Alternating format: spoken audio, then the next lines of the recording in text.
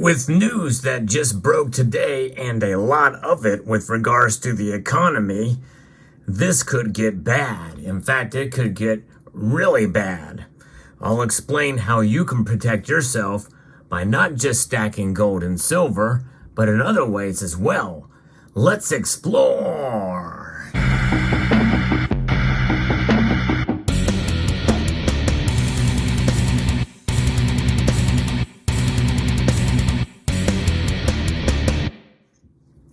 For me to say something like that is a fairly big deal because I'm not of the doom and gloom mindset. In fact, I want to even caution you that as I approach this news, I am doing it with cautious optimism as well too, because economic downturns do happen and we do always tend to recover, at least in some manner or form. However, there has been a degradation in the overall economic health of the United States for many years. In fact, some of it can be measured based off of the dollar's overall strength. I'm not talking about the DXY. I'm talking about the value of the dollar and how much a dollar is worth now compared to it was when the Federal Reserve Act was enacted in December of 1913. This has lost 99% of its value. We can't say the same for gold and silver. They've maintained their value over the course of a long period of time. Now, most of us weren't alive in 1913. In fact, I would dare say that nobody watching this video was alive back then. You're not even young enough to even remember what happened then. But we know the repercussions of what they're doing and what they've done since then. And we're feeling the effects of it now. Sadly, the economy overall in general around the world, a lot of these first world nations, developed nations as they're called these days, they're implementing modern monetary theory and practices that generally do more to debase the value of their currencies and generally make people more poor and widen the gap between the rich and the poor. And it's not just the United States doing it, it's the European Union and many of these other nations around the world. And that also includes members of the BRICS conglomerate as well, too. I'm going to be covering several different stories here. The first one is that is a crack in the economy here, something that we should be keep an eye on, and that is what Bloomberg is reporting about the bond market. Traders essentially are bracing this week to begin a ramp up issuance of longer dated securities that's likely to stretch into next year, forced by a rapidly deteriorating budget deficit and soaring interest rates. For the first time since early 2021, the Treasury will boost its so-called quarterly refunding of longer-term treasuries to $102 billion, up from $96 billion. The consensus among dealers suggests that while down from the record levels hit during the COVID crisis, that's well above pre-pandemic levels. The announcement will likely also see debt managers hoist regular auction sizes for securities across the yield curve, which, with potential exceptions or smaller bumps for notes less in demand. Dealers will be on the watch separately for an update on the coming program to buy back older treasuries. Public borrowing needs are on the rise, thanks to, in part, to the Federal Reserve rate hikes that have taken its policy benchmark to a 22-year high, in turn driving up yields on government debt, making it more costly. The Fed is also shrinking its holdings of treasuries, obligating bigger government sales of them to other buyers. It all raises the risk of bigger volatility swings when the government auctions its securities. And there's just a lot of supply coming, according to Mark Cabana, head of the U.S. interest rate strategy at Bank of America Corporation. We've seen surprised by the deficit numbers, which are sobering. Larger amounts of debt issuance haven't translated directly to lower prices and higher yields, as a swelling in U.S. debt alongside historically low yields attest over the past 2 decades. But bigger auction sizes contribute to the potential for short-term volatility at a time when the banks have diminished appetites for market making. And that leads us to the second aspect of it that I'm not going to be reporting from an article, and that is the banking crisis. We just saw another bank close down officially with another one, PacWest, that had merged and avoided being taken over by the FDIC.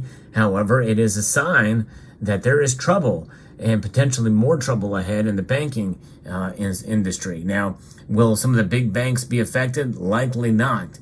The big five, as they're called, they're going to essentially consolidate some of these smaller regional banks, and the FDIC is going to facilitate that. And that's kind of really by design in some aspect. In fact, really this whole thing, this whole economic downturn that we could be at the cusp of, there are cracks right now in it, is by design from the Federal Reserve raising rates. And so when you think about that, tied into some of the other news I'm going to share with you, we are in for something that could get pretty bad. Now, the next story is shared with me by Hoosier Stacker. Trucking giant Yellow, you probably have seen their trucks in the road. They have ended their 99-year run as a business and amid a standoff with Teamsters and debt. According to the Epic Times here, the U.S. trucking giant Yellow shut down operations after 99 years, owing to a Teamsters union strike and a series of mergers that left it straddled with debt. Yellow ended its services after it averted a strike earlier in July by some 22,000 drivers represented by the union in a major blow to the trucking industry. The company notified its customers and employees on the 30th of July. Formerly known as YRC Worldwide, Yellow was one of the nation's largest less-than-truckload freight carriers with approximately 30,000 employees in the United States. The shipping firm, which was known for its cheap rates, maintained more than 12,000 trucks in the freight business across the country and shipped items from major companies such as Walmart, Home Depot, and others. Yellow once handled an average of 49,000 shipments per day in 2022, according to Satish Jindal, president of SJ Consulting.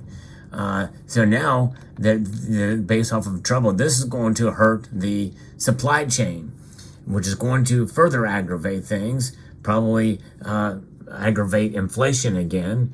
There are parts of inflation that are affected by the supply chain.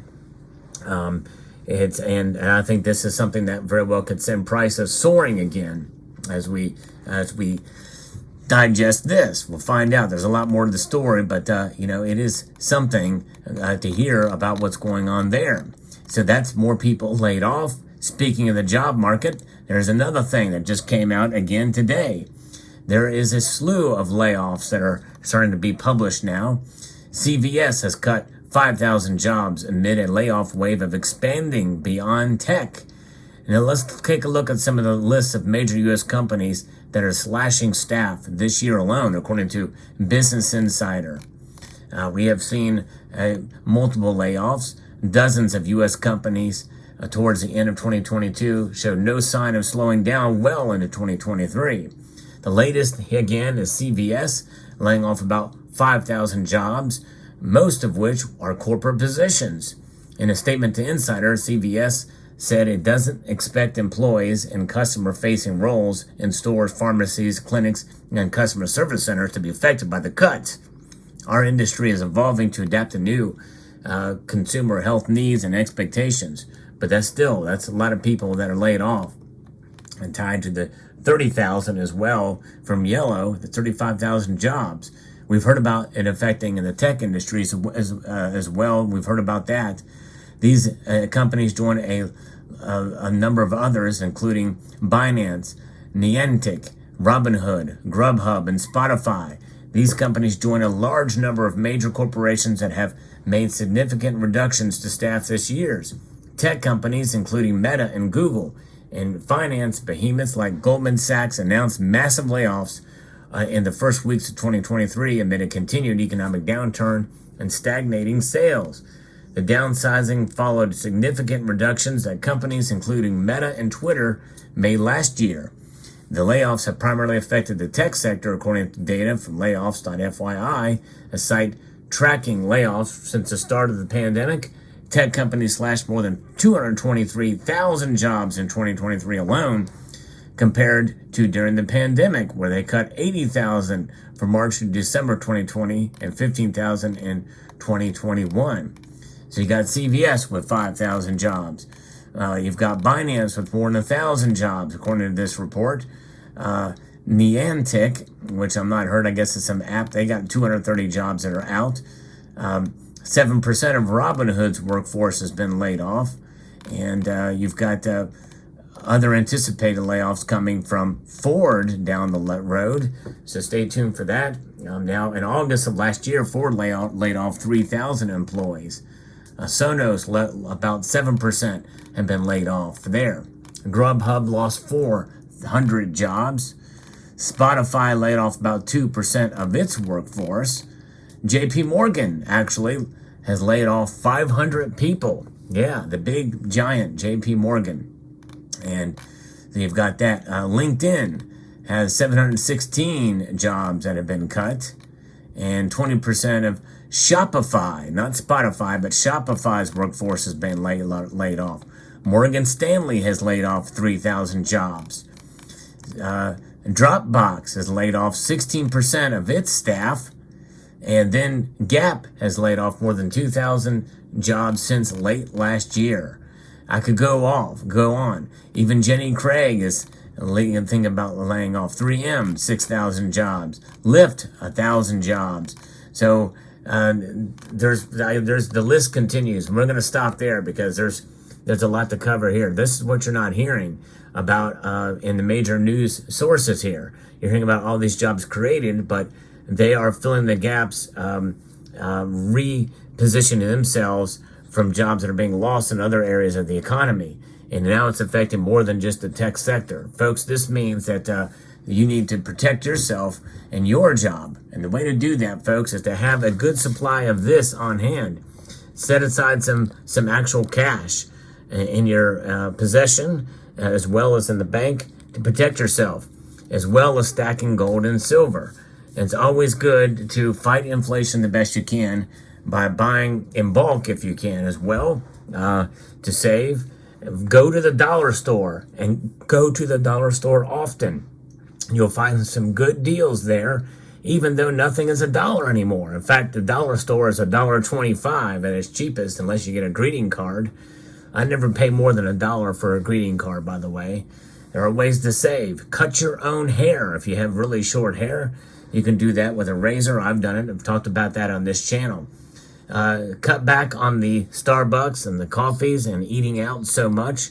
Save that money and stack gold and silver, but be practical in how you do it. Find the best deals for your gold and silver. But the thing is you got to find a way to be prepared. You should live as if you're already laid off. That's right.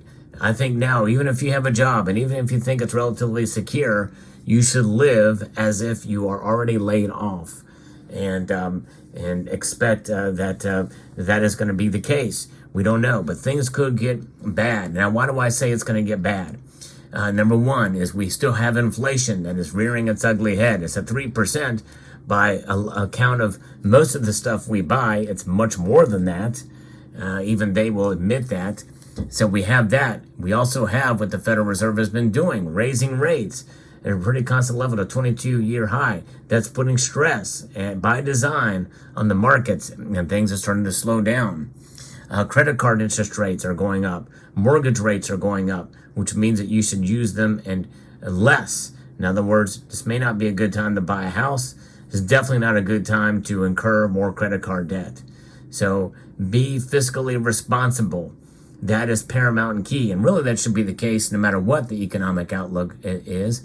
But it's not just about stacking gold and silver. But gold and silver definitely should be a part of your portfolio as a way to protect yourself in case of the ultimate emergency.